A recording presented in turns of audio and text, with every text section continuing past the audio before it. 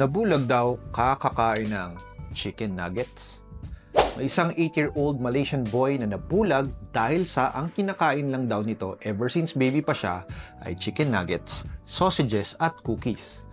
Parehas ito nang nangyari sa isa ding 12-year-old boy mula naman sa Massachusetts na nabulag din dahil sa diet naman na puro burgers, fries at donuts.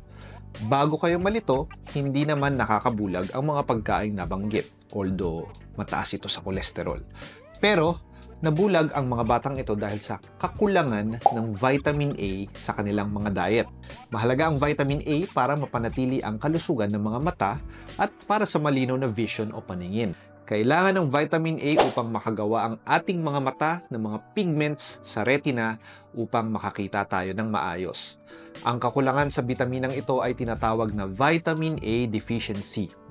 Ang vitamin A deficiency ang nangungunang reversible, ibig sabihin nare-reverse, na dahilan ng pagkabulag sa mga bata sa buong mundo. Sa una, malabo lang ang paningin sa dilim.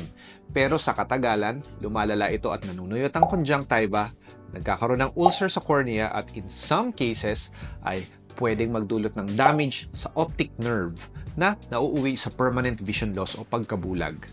Mahalaga na magkaroon ng balanced diet at kumain ng mga pagkaing mayaman sa vitamin A, gaya ng mga green leafy vegetables, mga orange at yellow vegetables gaya ng carrots at kalabasa, orange at yellow fruits gaya ng mga oranges at papaya, itlog, mga isda at liver o atay.